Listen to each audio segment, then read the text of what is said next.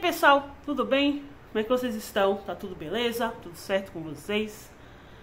Eu sou Poliana e a gente aqui traz algumas coisas, conteúdo de história, né, para vocês.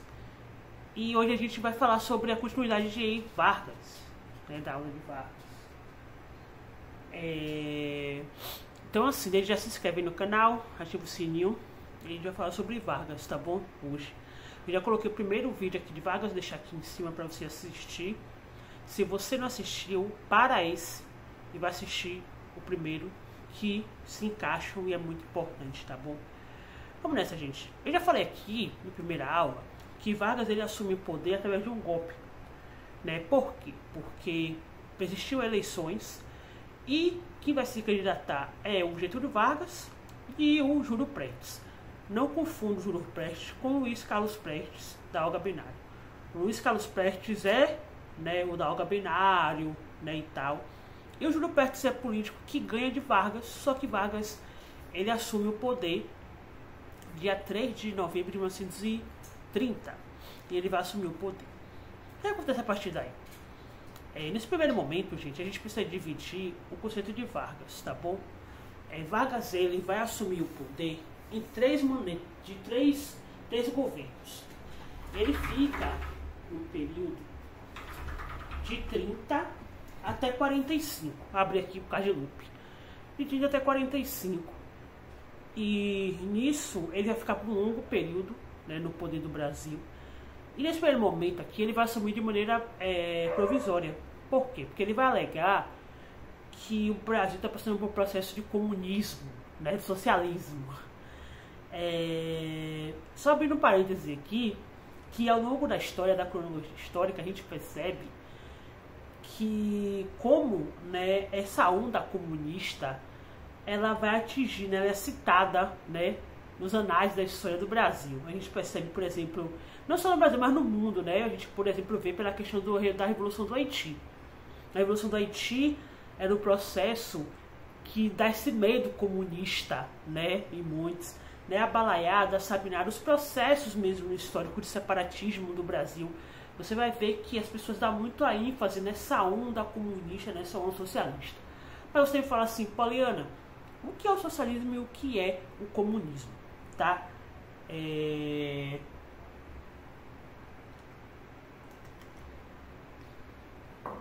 Bom, primeiro aqui eu vou deixar dois vídeos. A professora Sabrina do canal Tese 11. E se você não for inscrito no canal, eu gostaria demais você se inscrever. Vou deixar aqui em cima para você assistir o processo de socialismo e o processo de comunismo que ela vai explicar. Mas vamos colocar um parêntese aqui também. Eu também vou colocar um artigo aqui embaixo do Boaventura de Souza Santos explicando sobre o comunismo e o socialismo no site do Tese 11 também, que além de ser canal, é um site para vocês que se interessam maior ver o que é mais profundo, que é o socialismo, o que é o comunismo, porque tem muita besteira, gente, tem muita coisa aí sendo falada sobre isso e a gente vai falar sobre isso. Mas o que é o socialismo? O socialismo, gente, nada mais é do que um sistema econômico, tá, político, que o marxismo se estabelece na superação do capitalismo, ou seja, o socialismo é um sobrestar de uma superação do capitalismo, ou seja, é uma ideia política. Para você baixar o socialismo, para você ter o socialismo no país, não é baixar decreto, não funciona em baixar decreto, né? Não funciona em estabelecer um deputado estabelecer o socialismo, não tem nada a ver com isso. O socialismo ele tem muitas definições, tá? E ele também tem muitos incentivos para ter o socialismo. Por exemplo, a opinião popular, né? O socialismo prega a opinião popular. E outra, gente, o socialismo ele é criado no século XIX, né? Com o próprio Karl Marx na questão. Claro que Karl Marx não tinha uma ideia do nome socialista, tá? Mas, por exemplo, nas questões da Revolução Industrial, que eu vou colocar também aqui, eu já gravei sobre isso, Revolução Industrial. E o comunismo é o próximo passo, né, para o avanço do socialismo. Por quê? Porque, segundo Marx, o socialismo é a principal chave para ter um avanço, né, da sociedade. Tanto que o comunismo, gente, ele dá a ideia de propriedade privada, né? Ele pede a abolição da propriedade privada, né? Segundo Platão, não é uma coisa nova, né? É desde a Grécia. Então você percebe que não é uma coisa nova que eu diga, da filosofia, tá? Deixar muito bem claro aqui. A igualdade, né, social, né, entre outras coisas. Então, assim, a ideia desse meio comunista assombrava o Getúlio Vargas. Então, o Getúlio Vargas vai passar por esse processo, nesse primeiro momento, de... Sei que estava alguém me chamando aqui. De medo, né? E ele avança nesse processo. Então, assim, o que acontece a partir daí? Em 32, acontece uma revolução chamada Revolução Constitucionalista. O que é isso, Paulino, Revolução Constitucionalista? A Revolução Constitucionalista é iniciada no dia 9 de julho de 1932 e é liderada pelo Estado de São Paulo, que não aceita, né, o poder de Vargas no poder como presidente da República. E essa Revolução Constitucionalista, ela vai atacar o autoritarismo de Vargas, né, do governo provisório. O que acontece? Durante os 4 meses, os paulistas eles vão lutar contra a federação, no caso contra Vargas, né, e eles vão ser, gente, extremamente esmagados, né, por Vargas. Eu vou deixar aqui em cima também uma entrevista do professor Reginaldo Resulti sobre essa Revolução Constitucionalista e o hino da Revolução Constitucionalista, que é muito bom e vale a pena ser ouvido, que é muito legal. Baixa Soldado Paulista, que é muito legal para você ouvir. Após a derrota, né, da Revolução Constitucionalista, Vargas, o que ele vai fazer nesse período? Ele vai colocar uma Constituição em 1934, né, e os moldes dessa Constituição traz o voto feminino. Lembrando que até antes de Vargas, até 30, não existia o voto feminismo das mulheres. Então, era um voto censitário, era um voto por homens acima dos 18 anos de idade. Poliana, essa questão dessa revolução da voto feminino foi uma jogada de Vargas? Sim, mas traz pra gente, mulher, um sistema revolucionário muito grande, porque até então, gente, mulher não tinha o poder, né, de voto, e nem poder, gente, por exemplo, de trabalho, né? Eu lembro muito da Margaret Hagon no livro Cabaré ao Lar, que eu citei até no meu TCC, que ela diz que as mulheres até antes de 30 existia uma ideia da mulher criar seus filhos. Então, depois que Vargas estabelece o poder do voto feminino, as mulheres são incentivadas a sair de casa e trabalhar, né, e deixar os seus filhos com outras pessoas e trabalhar. Então, assim, essa ideia da mulher recatada do lar desaparece a partir do momento que Vargas estabelece o voto feminino, né, das mulheres. Mas ainda sim o machismo predomina nesse pequeno espaço. Gilberto Freire, no livro Casagrande Senzala, diz que o machismo está ligado à estrutura, né, da Casa Grande. Mesmo com esse avanço das mulheres, o machismo ainda predomina nesse período de 30, né, até 34. Abrindo parênteses para explicar aqui para vocês. E também, gente, a partir da questão de 34, Vargas ele vai ficar mais um período no governo, porque ele estabelece, né, uma constituinte e fica mais um período no governo, né, a fase constitucionalista, né, de Vargas, que se estende até 38. E o presidente ele não pode recorrer, ele vai ter que recorrer à reeleição, ele ganha a reeleição, né, no Brasil, né, e a política brasileira do próprio Vargas, ele caminha com a radicalização. E essa radicalização de Vargas, você vai ver que vai estabelecer grupos, né, que vai ser contra Vargas, né.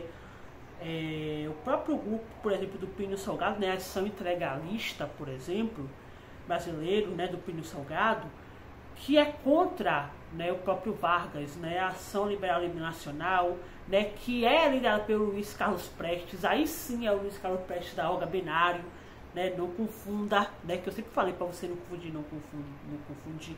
E outros grupos que vai lutar contra o próprio Vargas, o próprio Getúlio Vargas, né, a ABIN, né, que é criado, né, que é criado também a Tetona Comunista, né, que vai ter uma tentativa de golpe da Tetona Comunismo, só que não vai ser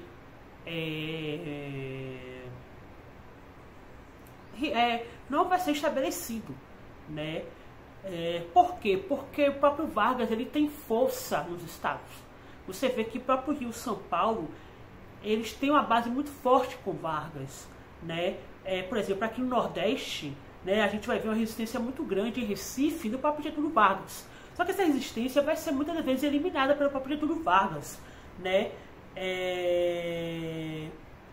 E aí, o que acontece nesse período? Vargas ele vai abolir, os sindicatos também vai ser muito próximo nesses processos de até 36, 37. Só que Vargas era para sair em 38, né? Só que Vargas ele fica mais uma vez, né? Ele consegue ver o plano novamente daquele ameaça comunista, né? Que eu falei, vai ter uma ameaça comunista no Brasil. E ele fica, né? De 38 até 45, né? E entra no processo da ditadura militar. E esse plano vai ser conhecido como Plano Cohen. O Plano Cohen, ele é um plano que Vargas vai dizer para a população que o Brasil está passando por um comunismo, socialismo, e os socialistas já entraram, né, e esse processo vai botar o Getúlio Vargas no poder, como eu falei, né, de 37 até 45, né, é chamado de Estado Novo. Esse Estado Novo, gente, Vargas ele vai instituir no Brasil um processo de ditadura, tá? Por quê? Porque ele vai governar o Brasil com linha dura. Só o nível de curiosidade nesse período,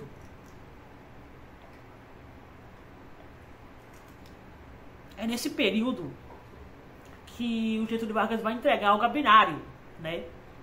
O Gabinário vem para o Brasil, né? Movimentar o Partido Comunista Brasileiro. Só que ela não vai conseguir e Getúlio Vargas vai entregar a Olga Benário para os nazistas de Hitler, né? E ela vai morrer na Alemanha na câmara de gás. E o que acontece nesse momento? Nesse momento do Estado Novo, Vargas ele vai abrir uma ditadura militar do processo, gente, principalmente nas áreas de comunicações, né? TV, rádio difusão.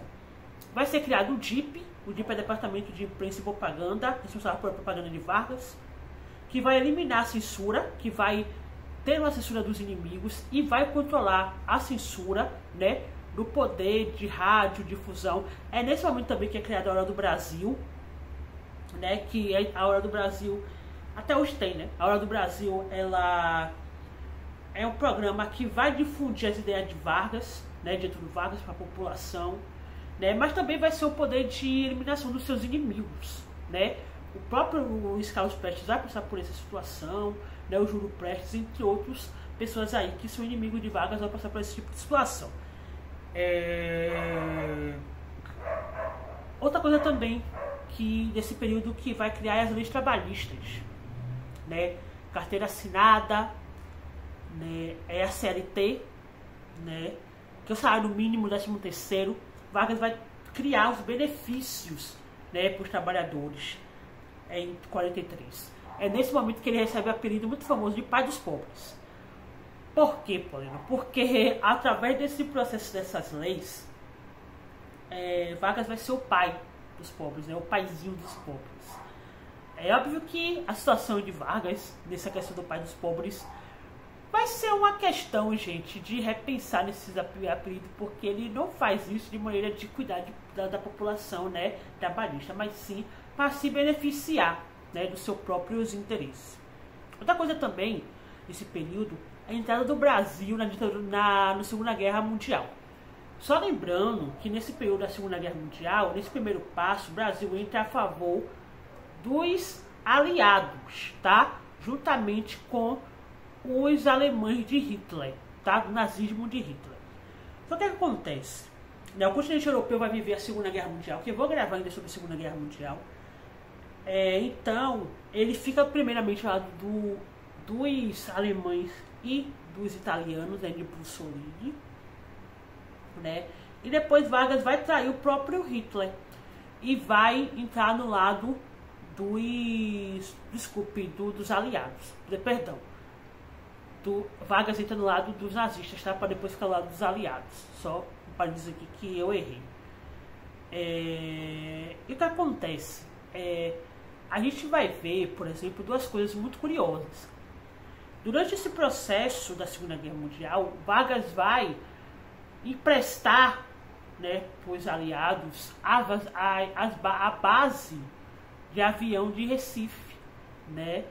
E por quê? Porque vai pousar, né, aviões dos aliados no Brasil e depois vai para a guerra.